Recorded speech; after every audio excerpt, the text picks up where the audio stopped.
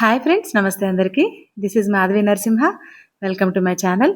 ఈరోజు నేను బియ్యం పురుగు పట్టకుండా ఉండాలి అంటే గనక ఎలా ప్రిజర్వ్ చేసుకోవాలనేది నేను ఈ వీడియోలో చూపిస్తున్నాను. మనకి సూపర్ మార్కెట్‌లో గానీ, కిరాణా షాప్‌లో గానీ ఇలా బోరిక్ యాసిడ్ పౌడర్ అనేది దొరుకుతుందండి.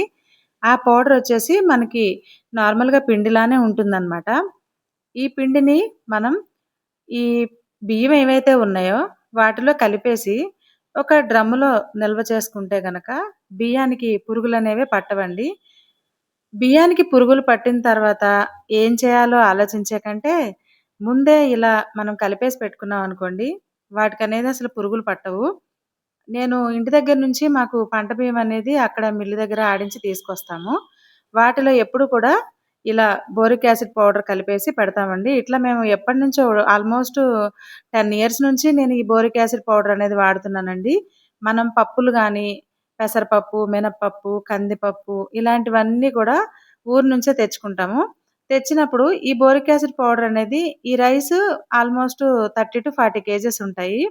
ఈ క్వాంటిటీకి ఒక ప్యాకెట్ అనేది సరిపోతుందండి. అంటే ఒక కింటాకి 2 ప్యాకెట్ల నుంచి 3 ప్యాకెట్లు. మనం కొంచెం ఎక్కువ కలుపుకుంటే ఎక్కువ రోజులు పురుగు పట్టకుండా ఉంటాయి. ఇది హార్మ్‌ఫుల్ ఏం కాదండి హెల్త్‌కి. బియ్యాన్ని ఒకటికి 4 సార్లు మనం కడుక్కుంటే సరిపోతుంది. కడగకుండా మనం ఏవైతే ఇంగ్రీడియెంట్స్ వాడతామో వాటిల్లో మాత్రం ఈ పౌడర్ కలపకూడదు. ఓన్లీ మనం ఏవైతే కడిగి వాడేవి ఏవైతే ఉంటాయో వాటిలో మాత్రమే పురుగు పట్టకుండా ఈ పౌడర్‌ననేది వాడుకోవాలి.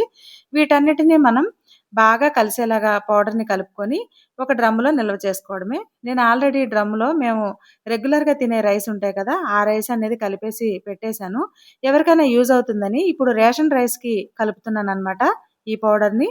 ఆ వీడియోని మీకు తెలియడం కోసం నేను అప్‌లోడ్ చేశాను. రేషన్ రైస్ నేను ఉప్మా చేయడానికి అండ్ ఇడ్లీకి ఇదే రైస్ వాడతానండి. ఈ రైస్‌తోనే ఇడ్లీ రవ్వ తయారు చేసుకుంటాను. ఉప్మా రవ్వ అండ్ అట్లకి గూడా ఇదే వాడతాననమాట. దీంతో ఉప్మా రవ్వ తయారు చేసే వీడియో ఆల్రెడీ నా ఛానెల్‌లో ఉంది. ఒకసారి చూడండి. నెక్స్ట్ నేను ఇడ్లీ రవ్వను కూడా ఒకసారి చూపిస్తాను. ఎలా తయారు చేసుకోవాలో. రేషన్ బియ్యంలో చాలా పోషక విలువలుంటాయండి. ఇన్‌కేస్ రోజు వండుకొని తింటే మంచిదే. తినలేని వాళ్ళు ఇలా మనం రవ్వలాగా తయారు చేసుకొని తింటే కార్బోహైడ్రేట్సే కాకుండా మనకు శరీరానికి కావాల్సిన పోషక విలువలు కూడా అందుతాయి. బియ్యంలో వేపాకులు కలిపినా పురుగు పట్టవండి.